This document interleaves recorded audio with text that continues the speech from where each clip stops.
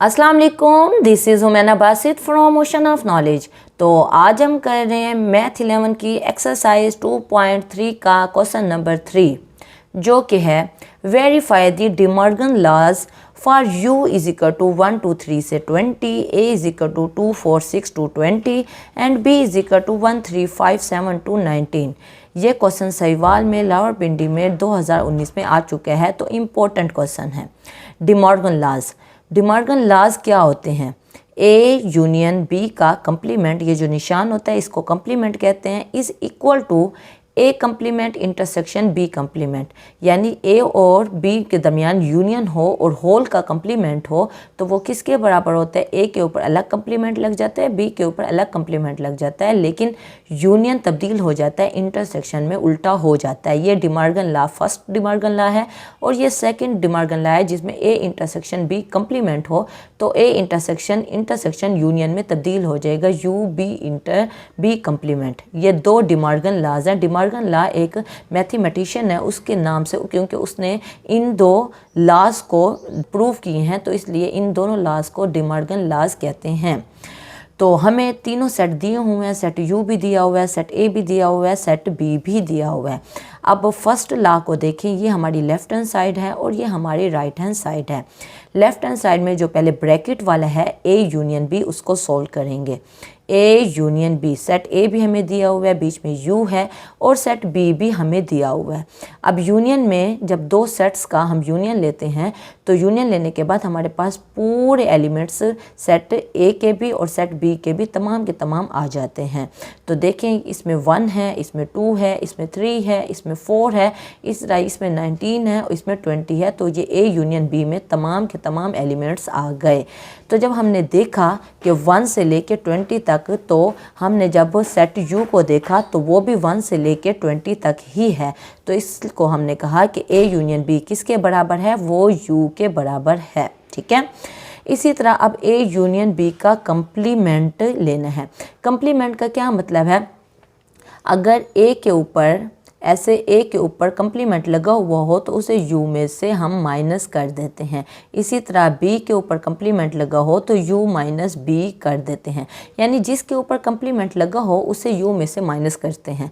अब ए union B के ऊपर होल के ऊपर कंप्लीमेंट लगा हुआ है तो U minus A union B कर देंगे। जिसके ऊपर कंप्लीमेंट लगा होता है उसे उस पूरे को यू में से हम माइनस करते हैं। तो u minus A union B हम अभी निकाल चुके हैं, जो कि u है। तो u माइनस यू, तो u में से u चला गया तो वो क्या होगा? u माइनस यू खाली सेट आ जाएगा। तो ये खाली सेट की अलामत है, इसको हमने 1 का नाम दे दिया है। ये हमारी लेफ़्ट हैंड साइड सॉल्व हो गई। अब हमने राइट हैंड साइड को सॉल्व करना है, जो कि है A complement intersection B complement. A intersection अलग से लेंगे, बी इंटरसेक्शन अलग से लेंगे, उसके बाद दोनों का इंटरसेक्शन ले लेंगे। देखें, यहाँ ए इंटरसेक्शन दिया हुआ है। ए इंटरसेक्शन से क्या मुराद है? ए कंप्लीमेंट दिया हुआ है। अभी मैंने बताया ए कंप्लीमेंट का मतलब है U minus A, B complement का मतलब है यू माइनस बी। तो ए कंप्लीमेंट का मतलब है U minus A. Set you भी हमने लिख लिया, फिर बीच में माइनस आ गया, और सेट ए भी हमने लिख लिया। अब यू में से ए को माइनस करना है। देखें, यू में से 1 में से माइनस करना है, क्योंकि यहाँ 1 मौजूद नहीं है तो यहाँ 1 लिखा हुआ आ जाएगा।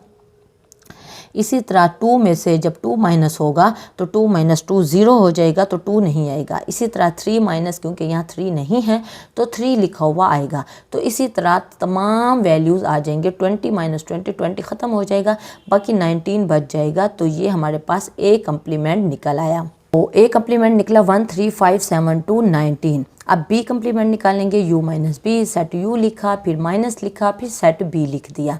यू में से बी को माइनस करना है, 1 में से 1 कैंसिल हो जाएगा, 2 बच जाएगा, 2 को लिख देंगे। 3 माइनस 3 कैंसिल हो जाएगा, 4 बच जाएगा, 4 लिख देंगे। इसी तरह 19 तो 19 से कैंसिल हो जाएगा, बाकी 20 बच जाएगा, 20 को हमने लिख दिया। ये क्या निकला?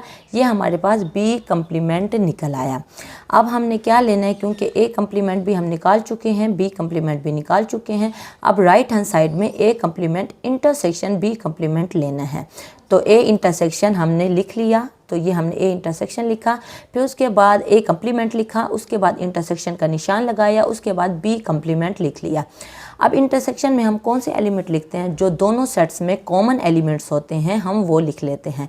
यहाँ 1 है, यहाँ 2 है, यहाँ 3 है, यहाँ 4 है, यहाँ 5 है, यहाँ 6 है, यानी दोनों सेट्स में कुछ भी कॉमन नहीं है। तो जब दोनों सेट में कुछ कॉमन नहीं है और हमने इंटरसेक्शन लेना है तो ये खाली सेट आ जाएगा और इसको हमने 2 का नाम दे दिया है। देखें जो लेफ्ट हैंड साइड को सॉल्व किया था वो भी खाली सेट आया था, उसको 1 का नाम दिया था। जो राइट हैंड साइड को सॉल्व किया वो भी खाली सेट आया, इसको 2 का नाम दिया है। तो फ्रॉम 1 एंड 2 हमें 1 एंड 2 से क्या पता चला, ए यूनियन बी का कंप्लीमेंट, ए यूनियन बी का कंप्लीमेंट जो कि खाली सेट है is equal to A complement intersection B complement जो कि खाली सेट है। तो बाय 1 एंड 2 हमें पता चल रहा है दोनों का रिजल्ट खाली सेट है। तो De Morgan law, first De Morgan law prove हो गया। तो इसी तरह सेकंड डी मॉर्गन लॉ को प्रूव करेंगे जो कि है A intersection B complement is equal to A complement union B complement. पहले लेफ्ट हैंड साइड को लेंगे, लेफ्ट हैंड साइड में जो ब्रैकेट वाला है ए इंटरसेक्शन बी उसको ले लेंगे। ए लिया, बीच में इंटरसेक्शन का निशान लगाया, उसके बाद सेट बी लिखा। ए इंटरसेक्शन बी में जो दोनों सेट में कॉमन वाले एलिमेंट्स होते हैं वो लिखते हैं। क्योंकि दोनों सेट्स में कुछ भी कॉमन नहीं है तो खाली सेट आ जाएगा ए इंटरसेक्शन बी। अब ए इंटरसेक्शन बी का कंप्लीमेंट है तो इसका मतलब है यू में से हमने माइनस करना है ए इंटरसेक्शन बी को। तो यू में से हमने माइनस करना है ए इंटरसेक्शन बी, क्या निकला है वो खाली सेट निकला है। यू माइनस खाली सेट, यानी यू में से हमने खाली सेट को माइनस करना है क्योंकि उसने बताया है ए इंटरसेक्शन बी खाली सेट है। तो u में से खाली सेट माइनस हो, कोई वैल्यू हो उसमें से खाली 0 माइनस हो जाए तो वही वैल्यू आ जाती है ना। तो u माइनस खाली सेट फिर से u आ जाएगा और ये इसको हमने 1 का नाम दे दिया। ये हमारी लेफ्ट हैंड साइड आ गई। उसके बाद राइट हैंड साइड है, राइट हैंड साइड ए कंप्लीमेंट यूनियन बी कंप्लीमेंट है। ए कंप्लीमेंट लिया यानी कि u माइनस ए, सेट u लिखा, फिर माइनस, फिर सेट a लिखा। u में से a को माइनस करना है तो 2 माइनस हो जाएगा, 4 माइनस हो जाएगा, 6 माइनस हो जाएगा, 20 माइनस हो जाएगा, बाकी क्या बच जाएगा 1, 3, 5, 7 और 19 तक जाएगा। अब b कंप्लीमेंट लेंगे, u minus b, u set लिखा, फिर माइनस, फिर सेट b लिखा। तो 1, 3, 5, 7 और 19 ये सारे माइनस हो जाएंगे, बाकी 2, 4, 6 to 20 b कंप्लीमेंट आ जाएगा। तो बस अब राइट हैंड साइड क्या है, क्योंकि a complement union B complement है, ए कंप्लीमेंट भी हम निकाल चुके हैं, फिर बीच में यूनियन का निशान है, फिर बी कंप्लीमेंट भी हमने अभी निकाला है।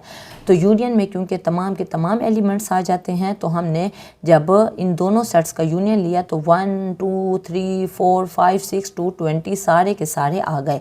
तो 1 से लेके 20 कौन सा सेट है, वो सेट यू है, तो इसको हमने 2 का नाम दे दिया है। तो देखें 1 को देखें, यहाँ भी आंसर यू आया है जब लेफ्ट हैंड साइड को सॉल्व किया है। अब राइट हैंड साइड को सॉल्व किया है तो आंसर यू आ गया है, यानी 1 और 2 से हमें पता चल रहा है कि दोनों का आंसर सेम है। तो यही हम लिख रहे हैं, from 1 and 2 we have A intersection B complement is equal to A complement union B complement. तो दोनों डी मॉर्गन लॉ प्रूव हो गए। तो क्वेश्चन में वो ये भी दे सकता है कि सिर्फ लिख दे कि डी मॉर्गन लॉ को प्रूव करो, तो आपको डी मॉर्गन लॉ अच्छे तरीके से याद होने चाहिए। तो कोई कन्फ्यूजन हो, कोई मसला हो, कोई बात समझ ना आई हो, आप नीचे कमेंट में पूछना, मैं इंशाल्लाह कमेंट बॉक्स में उसका डेफिनेटली जवाब दे दूंगी। तो अपना ख्याल रखिएगा। ओके, फिर अल्लाह हाफिज़।